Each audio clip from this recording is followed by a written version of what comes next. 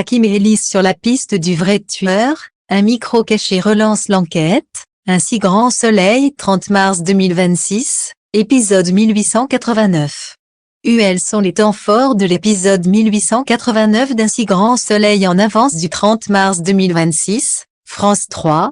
Ce qu'il faut retenir: Johanna se confie à Sabine, Yann l'a appelée malgré l'interdiction, et elle le soupçonne d'avoir le sang-froid d'un assassin. Clémence sombre dans l'addiction aux opioïdes, elle dépasse les quotas et va jusqu'à voler des médicaments à l'hôpital. Elisabeth utilise le podcast de Nicolas pour rendre Alain jaloux, excédé par la présence de son ex Clémence dans leur vie. Élise et Hakim collaborent pour trouver le vrai tueur de Lucie, avec l'accord de Becker qui la laisse explorer d'autres pistes. Élise découvre un micro caché dans une lampe du bureau de Lucie, un indice qui pourrait relancer toute l'enquête. Un si grand soleil en avance, Elisabeth, Christelle Labaude, joue avec Nicolas. Yann est au bord de la plage, perdu dans ses pensées. Hugo l'appelle, il refuse l'appel.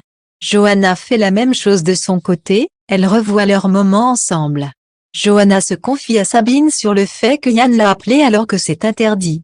Si elle le dit et la juge, il va aller en prison. Johanna avoue à Sabine que Yann a toutes les qualités d'un assassin car il a fait preuve d'un énorme sang-froid. Johanna avoue que si je le déteste pas, je m'en sortirai jamais. Elle dit qu'elle a envoyé Yann se faire voir au téléphone mais ça ne lui a même pas fait du bien. Hakim prend le café au petit matin avec Ulysse, Bilal et Élise. Elle aimerait qu'ils parlent de l'enquête. Élise pense que s'ils collaborent, ils vont trouver le vrai tueur de Lucie. Élise avoue qu'elle a besoin d'aide.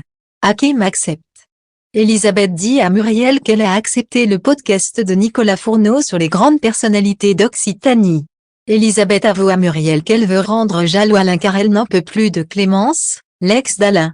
Elisabeth espère qu'Alain va comprendre que rien n'est acquis dans la vie et qu'elle peut encore séduire d'autres hommes. Clémence a envoyé à la pharmacie une ordonnance d'antalgique avec des opioïdes mais le pharmacien ne peut plus la dépanner car elle a largement dépassé les quotas. Johanna a décidé de se mettre à fond sur le travail. Elle reçoit son client Monsieur Sérignan au cabinet.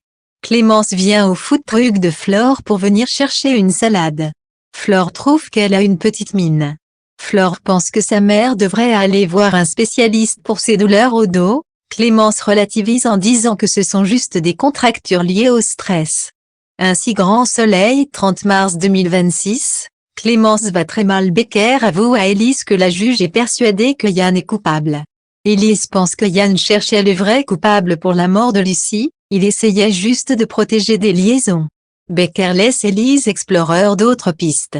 Clémence vole une plaquette de médicaments sur le chariot de David. Elle est plus qu'accro aux opioïdes.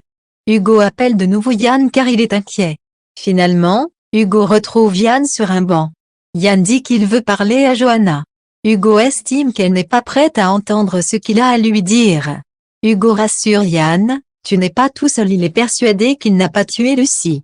Elisabeth finit le podcast en pleurs, elle a parlé de ses parents, son enfance. Elle finit par dire c'est important de savoir d'où l'on vient. Elle avoue que ce voyage dans le passé lui a fait beaucoup de bien. Nicolas aimerait faire d'autres épisodes de podcast car il pense qu'il y a beaucoup de choses à creuser. Elisabeth dit qu'elle va regarder son agenda, elle le tient au courant.